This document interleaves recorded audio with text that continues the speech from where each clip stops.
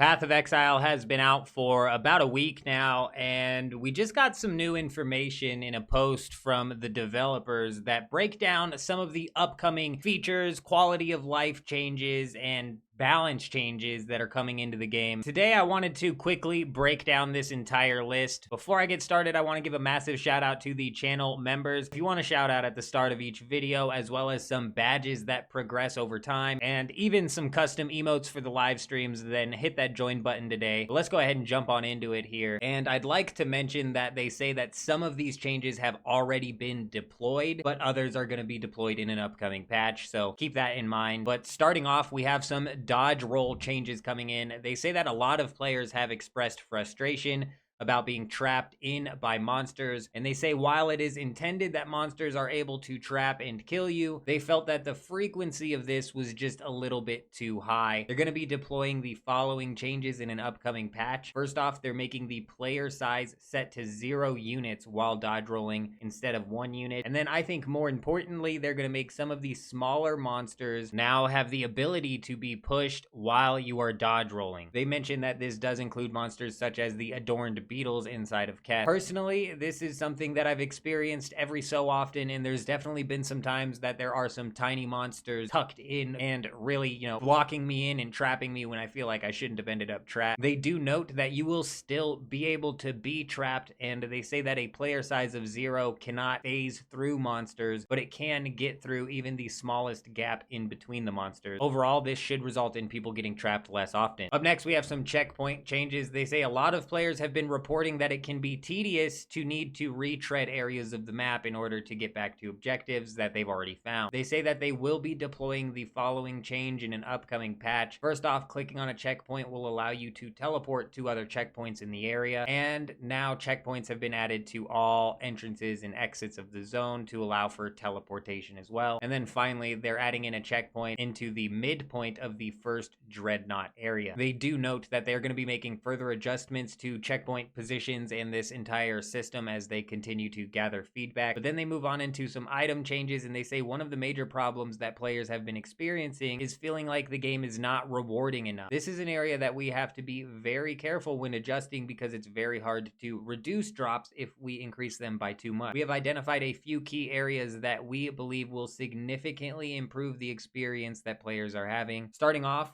they have some rare monster changes. They say that they felt the rare monsters were not rewarding enough, and this didn't affect the campaign as much because there are more unique bosses, increasing the overall amount of drops that you get, but it's especially noticeable when you're playing the end game where unique monsters are a whole lot less common. In particular, the reward that you were getting for the increased difficulty of rares wasn't lining up. They've deployed the following changes, making it to where the rarity bonus per rare mod has been doubled, as well as a 10% quantity bonus per rare mod. And then they've also increased the chance of rare monsters inherently having more modifiers as you progress through the end game. They say that these changes will cause the rare monsters rewards to naturally scale up as you get to higher levels because of the number of mods a monster can have increases throughout the campaign and then into end game. Moving on, we've got some currency changes coming into play. They say that they felt players were not getting enough of a certain currency. They've deployed the following changes. Regal Orb drop rates have been increased around 40%.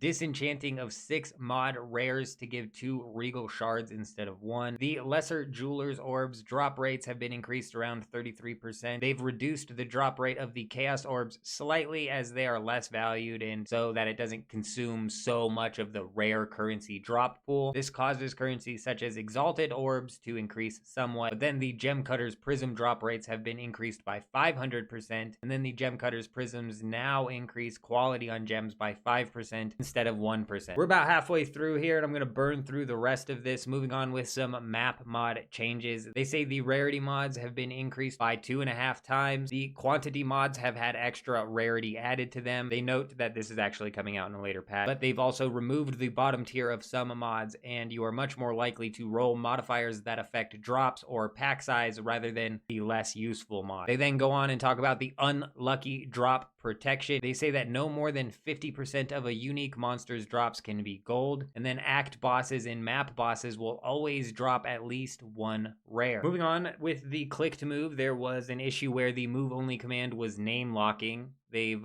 made it to where that no longer name locks. And then moving on into the end game maps, they say that a concern for players in end game maps is accidentally missing rare monsters. In addition, mini maps did not have the number of rare monsters that they should have had. To change this, they've made it to where rare monsters now appear on the mini map when there are 200 monsters remaining instead of 50. And then mini maps have had an additional rare monster added to them to make sure that there are a minimum number in every map type. Overall, I think this is good to see them pumping out not only just updates, but chunky updates at that. Let me know down in the comments what class you guys are using. But that's all I wanted to break down. I hope you guys have an amazing day. I'm out.